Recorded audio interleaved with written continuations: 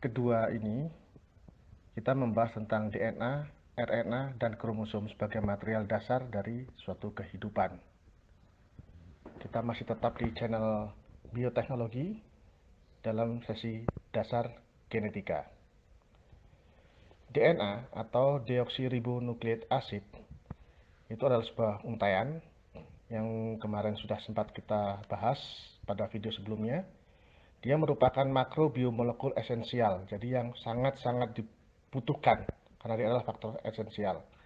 Terdiri dari dua rantai polinukleotida, yaitu sepasang, di mana rantai tersebut membentuk suatu pilinan double, jadi disebut dengan ikatan double helix yang terpilin, jadi ya.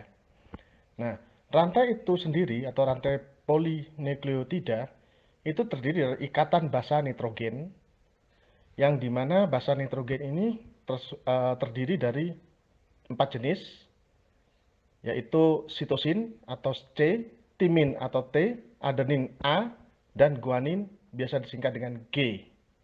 Itu adalah 4 basa yang membentuk ikatan basa nitrogen dalam DNA. Sehingga dapat dikatakan DNA adalah salah satu jenis dari asam nukleat. Karena ada jenis yang lain, terdapat dalam nukleoprotein. Jadi DNA ini terdapat dalam nukleoprotein dan membentuk inti daripada sel. Dan yang terakhir, DNA ini adalah merupakan penyimpan memori dan penyaji instruksi makhluk hidup. Nah, ini yang paling penting. Nah, ketika kita visualisasikan dalam suatu dua dimensi, maka akan terlihat bahwa ada sisi ekson dan intron. Nah, sebagai penyimpan informasi biologis, dan dia akan melakukan autoreplikasi saat kedua untaian tersebut dipisahkan. Tadi kan double helix ya. Ketika terpisah untaian tersebut, otomatis keduanya akan melakukan replikasi. Nah, pada organisme tingkat tinggi, sekitar 98% DNA pada posisi non-kode atau yang intron tadi saya sebutkan di atas. Dan posisi kode atau yang disebut dengan ekson yang akan berfungsi untuk menyandikan protein. Nah, dialah yang nanti akan menyandikan protein, sedangkan yang intron tidak. Nah, ini harus kita pahami dulu sebagai dasar daripada pemahaman selanjutnya. Lalu posisi DNA di dalam sel itu di sebelah mana? Nah, lokasi DNA di dalam sel yang pertama, dia ada di dalam inti. Karena kan tadi disebutkan dia ada dalam kromosom, berarti dalam inti. Inti sel itu mengandung DNA utama. Sebagian besar ada di sana. Yang kedua ada di mitokondria. Kemudian yang ketiga, dia ada di sitoplasma atau di plasma sel ya, di cairan sel. Dan yang terakhir hanya terdapat pada tumbuhan, yaitu ada pada kloroflas yang mengandung klorofil. Oke, setelah kita mempelajari tentang lokasi DNA tadi, maka kita akan membahas tentang kromosom, di mana DNA dalam inti terdapat dalam kromosom. Nah, panjang kromosom tidak lebih dari 0,2 sampai 20 mikron. Sedangkan kromosom sendiri berbentuk X, di mana lengan-lengannya disebut dengan kromatid. Terdapat lengan panjang dan terdapat lengan pendek. Pertemuan antara kedua lengan tepat pada titik X-nya, tengah-tengahnya itu disebut dengan sentromer. Kedua panjang lengan tersebut, panjang dan pendeknya tidak selalu sama antar kromosom, bervariasi. Gambar ini dibuat berdasarkan foto dari mikroskop dari sebuah kromosom sel eukariota yang dalam proses metafase. Proses metafase setelah mengalami replikasi dan kondensasi. Kromatid itu salah satu dari dua bagian identik dari kromosom setelah fase S. Jadi fase S pada pembelahan sel ya. Dan sentromer titik dua kromatid di mana dia bersentuhan tidak selalu tepat di tengah-tengah, kadang agak minggir ke kanan, agak minggir ke kiri. Itu yang paling penting. Oke, sekarang kita membahas tentang RNA atau ribonucleic acid. Lebih sering kita sebut dengan RNA. Sebagai kopi daripada DNA, RNA itu tidak double helix seperti DNA, tapi dia single helix. Karena kopi kan, jadi dia cuma satu. Ikatannya single helix. Satu terpilin, dan seperti halnya DNA, dia merupakan makrobiomolekul esensial. Sama dengan DNA juga. Rantainya juga sama, yaitu polinukleotida. Di mana penyusunnya juga sama, yaitu basa nitrogen. Hanya saja ada sedikit perbedaan, meskipun sama.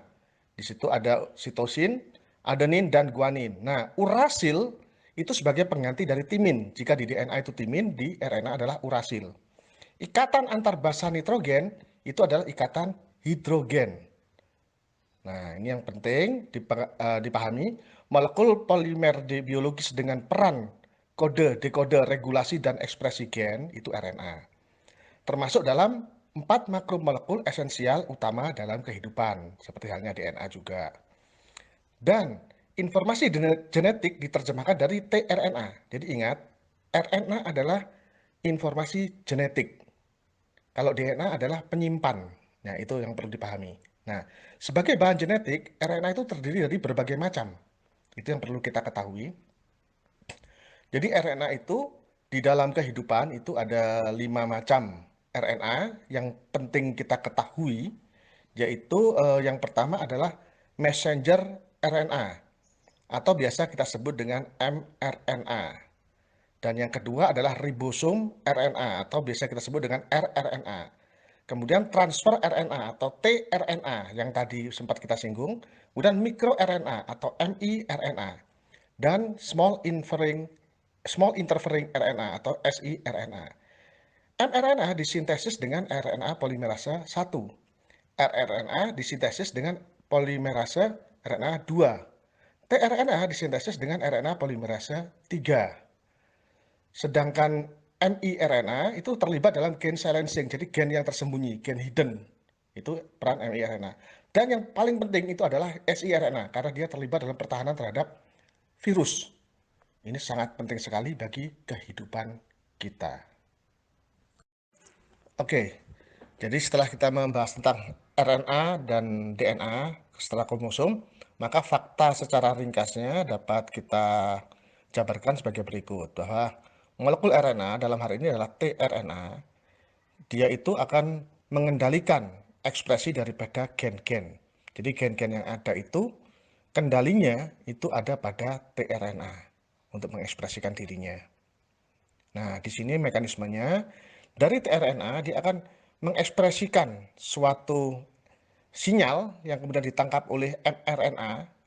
Nah, dari mRNA ini diteruskan atau dihubungkan ke ribosom rRNA, di mana rRNA ini dia akan memproduksi final protein, baik sebagai enzim maupun sebagai wujud penampakan. Nah, di sisi lain kalau kita bicara DNA, maka DNA itu mempunyai dua fungsi utama, yaitu fungsi yang pertama, dia adalah merupakan memori. Jadi dia merupakan memori penyimpan ya, genetik dari yang lalu-lalu hingga sekarang. Kemudian yang kedua, selain tadi menyimpan memori genetik, dia akan menurunkannya informasi genetik itu. Jadi informasi genetik itu akan diturunkan oleh DNA kepada keturunannya. Nah, ini sedikit berbeda dengan RNA karena RNA itu adalah kopi dari DNA di mana tugasnya adalah meneruskan, menerjemahkan ya begitu maksudnya. Nah, RNA ini sendiri yang pertama dia akan bertugas membawa kode genetik. Jadi kode genetiknya itu dibawa oleh RNA. Kemudian berikutnya setelah kode genetik tersebut dibawa, dia akan menerjemahkan kode genetik tersebut. Jadi ingat, di sini genetik itu RNA yang mewujudkannya. Jadi bukan DNA langsung. Nah, ini adalah referensi-referensi yang saya gunakan untuk menulis di atas, menjelaskan kepada teman-teman sekalian. Akhir kata, terima kasih. Semoga bermanfaat.